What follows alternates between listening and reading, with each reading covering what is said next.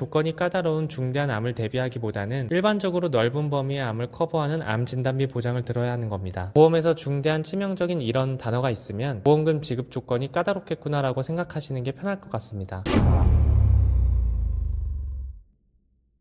안녕하세요. 보험만세의 5분 보험 이야기입니다. 지난번 보험의 2회 영상에 이어 두 번째 영상으로 인사드립니다. 지난번 영상에서 우리는 보험이란 무엇인지, 본인의 상황에 맞는 보험과 보상받을 확률이 높은 보험이 무엇인지에 대해 알아보았습니다. 이번 영상에서는 같은 질병에 대한 보장임에도 불구하고 서로 어떻게 다르기에 보상을 받고 못 받고가 나뉘는지 같이 한번 알아보겠습니다. 여기 두 가지 보장사항이 있습니다. 암진단, 중대한 암진단. 암진단 보장은 일반적인 보험 상품에서 암진단비라는 이름으로 구성되어 있는 보장이고, 중대한 암진단은 CI 보험이라고 해서, 즉 원래 사망 시에 나오는 사망보험금이 있는데 사망까지는 아니더라도 그에 준하는 중대한 질병에 걸렸을 때 사망보험금의 일부를 먼저 지급해주는 보험에서 사용하는 보장 내용입니다. 그렇다면 A와 B라는 사람이 각각 하나씩 이 보장을 가입했다면 암 진단을 받았을 때 두 사람은 모두 보험금을 지급받을 수 있을까요? 암 보장의 경우 계약 후 보험금이 지급되지 않는 기간인 대기기간과 가입 금액의 일부만 지급하는 감액 기간이 있으므로 가입 후 2년이 지났다는 가정을 하고 같이 한번 살펴보겠습니다. 우리가 흔히 말하는 암 진단비는 정확히 말하면 일반암 진단비라고 할 수 있습니다. 그럼 일반암이 무엇이냐라고 하실 수 있는데,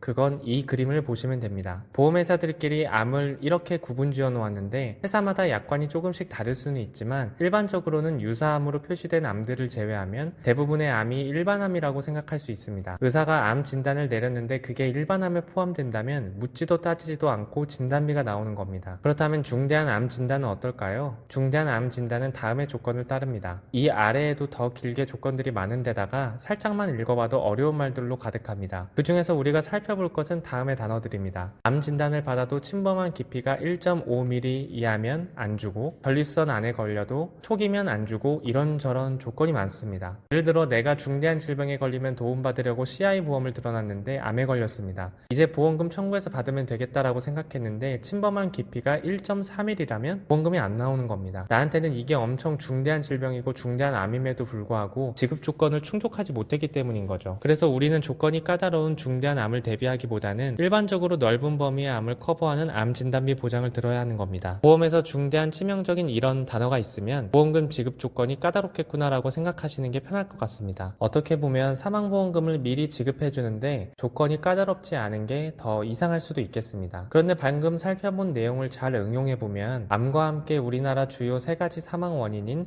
뇌, 심장, 관련 질병을 보장하는 보험을 가입할 때에도 같은 내용이라는 것을 알 수 있습니다. 우리 주변에서 뇌출혈 때문에 고생하시는 케이스들이 많아서 뇌출혈 진단비 보장을 가입하셨던 분들이 있을 겁니다. 하지만 우리는 조금 전에 살펴본 바와 같이 각기 까다로운 중대 질병을 준비하는 것이 아니라 보장 범위가 넓은 것으로 준비해야 한다는 것을 알고 있습니다. 그렇다면 뇌출혈도 이렇게 준비하시면 됩니다. 뇌출혈이라는 것은 쉽게 말해 뇌혈관이 터져서 뇌에 출혈이 발생하는 질병입니다. 뇌출혈은 뇌졸중의 일종으로, 뇌졸중은 뇌혈관이 막혀 기능이 저하되는 뇌경색과 뇌출혈을 합한 말인 만큼 뇌출혈보다 보장 범위가 넓습니다. 우리는 당연하게 뇌출혈에 대한 보장보다는 범위가 넓은 뇌졸중, 더욱 범위가 넓은 뇌혈관 질환 보장을 가입하는 것이 유리할 것입니다. 이는 신장 질환의 경우에도 마찬가지입니다. 그래서 보험에 관심이 있으신 분들은 이미 알고 계시는 3대 진단비가 바로 암진단비, 뇌혈관 질환 진단비, 심혈관 질환 진단비인 것입니다. 우리는 실손보험과 3대 진단비만 있어도 정말 꼭 필요한 보장은 준비했구나 라고 생각할 수 있습니다. 넓은 범위의 보장으로 가입하면 된다라는 것을 같이 알아본 만큼 갱신으로 할지 비갱신으로 할지, 보험료를 납입하는 기간을 어떻게 설정하면 좋을지 등등에 대해서도 알아볼 필요가 있을 것 같습니다. 다음 영상에서는 어떻게 하면 가장 효율적으로 가입할 수 있을지 다양한 보험 가입 설정 조건을 비교하여 한번 살펴보겠습니다. 혹시라도 영상을 시청하시며 궁금하신 사항이 있으시다면 댓글을 통해 말씀해 주시길 바랍니다. 지금까지 보험만세 5분 보험 이야기였습니다. 감사합니다. 본 광고는 손해보험 광고심의 기준을 준수하였으며 유효기간은 심의일로부터 1년입니다.